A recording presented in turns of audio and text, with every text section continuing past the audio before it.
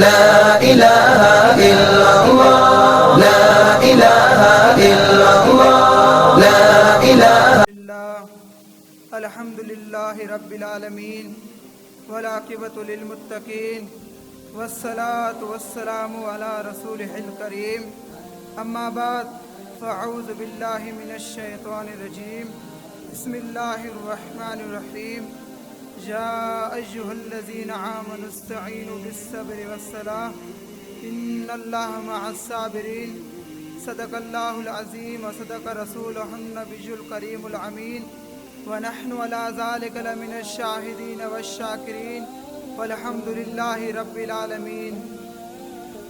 حمد و ثنا کے بعد میرے نہایت واجب القدر اساتذہ اکرام اور ہم مکتب طلباء ساتھیوں، جیسا کہ میں نے آپ حضرات کے سامنے قرآن مجید فرقان حمید کی ایک آیت مبارکہ تلاوت کرنے کا شرف حاصل کیا، دعائے رب علم جزت سے کہ مجھے اس کی ضمن میں حق و سچ بیان کرنے اور ہم سب کو سن کر اس پر عمل کرنے کی توفیق عطا فرمائے۔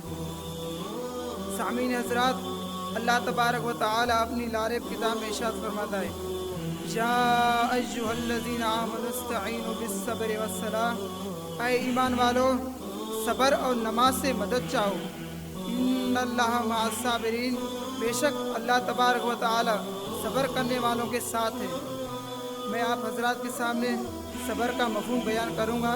صبر کیا چیز ہے؟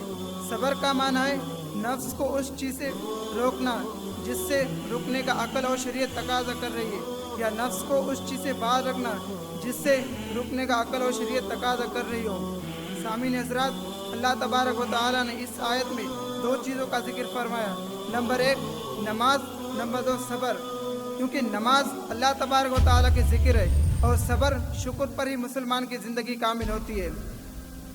اس آیت میں فرمایا گیا کہ صبر اور نماز سے مدد مانگو۔ صبر سے مدد طلب کرنا یہ ہے کہ عبادت کی ادائیگی، گناہوں سے روکنے اور نفسانی خواہشات کو پورا نہ کرنے پر صبر کیا جائے۔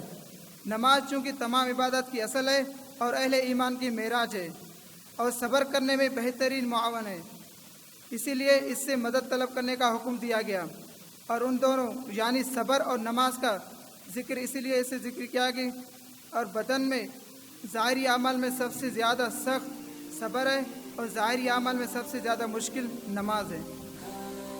سامعین حضرات، حدیث پاک میں آتا ہے کہ حضور صلی اللہ علیہ وسلم بھی نماز سے مدد چاہتے تھے۔ حضرت حذیفہ رضی اللہ عنہ فرماتے ہیں کہ حضور صلی اللہ علیہ وسلم کو جب کوئی سخت مہم پیش آتی تو آپ صلی اللہ علیہ وسلم نماز میں مشغول ہو جاتے ہیں۔ سامعین حضرات، اللہ تبارک و تعالی دوسری جگہ پہ ارشاد فرمایا، ان اللہ مع الصابرین، بے شک اللہ تبارک و تعالی صبر کرنے والوں کے ساتھ ہے۔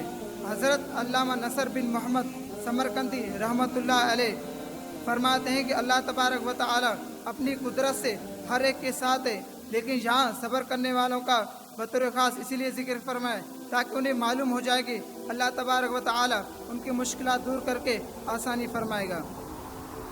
سامعین حضرات، جو لوگ یہ کہتے ہیں کہ غیر خدا سے مدد طلب کرنا شرک ہے، اعلیٰ حضرت امام احمد رضا خان فاضل بریلوی رحمۃ اللہ علیہ فرماتے ہیں کہ اس آیت کریمہ ایاک نستعین میں مطلقاً استعانت کا ذات الہی عز و جل میں حصر مقصود ہو تو کیا صرف انبیاء کرام علیہ السلام ہی سے مدد مانگنا شرک ہے؟ کیا یہی غیر خدا ہے؟ انہیں کا نام خاص کر دیا ہے، جیسا کہ اللہ تبارک و تعالیٰ نے ارشاد فرمایا، وَاسْتَعِینُوا بِالصَّبْرِ وَالصَّلَاةِ، استعانت حاصل کرو صبر اور نماز سے۔ کیا صبر خدا ہے؟ اس سے استعانت کا حکم ہے۔ کیا نماز خدا ہے؟ اس سے استعانت کا حکم ہے۔ جیسا کہ اللہ تبارک و تعالیٰ نے ارشاد فرمایا، وَتَعَاوَنُوا عَلَى الْبِرِّ وَالتَّقْوَىٰ، آپس میں ایک دوسرے کی مدد کرو بھلائی اور پرہیزگاری پر۔ اگر غیر خدا سے مدد مانگنا مطلقاً ناجائز ہے تو اس حکم کا حاصل کیا ہے؟ تو لہٰذا اس سے یہ ثابت ہوا کہ صبر سے اور نماز سے مدد مانگنا جائز ہے۔ تو ہمیں چاہیے کہ جب ہم مشکل وقت میں ہو یا کوئی مصیبت میں ہو تو ہم صبر کریں اور زیادہ سے زیادہ عبادت الہی میں مشغول ہو جائے۔ تو اللہ پاک سے دعا ہے کہ ہمیں صبروں پر اور مشکلوں پر صبر کرنے کی توفیق عطا فرمائے۔ آمین۔ وما علینا الا البلاغ۔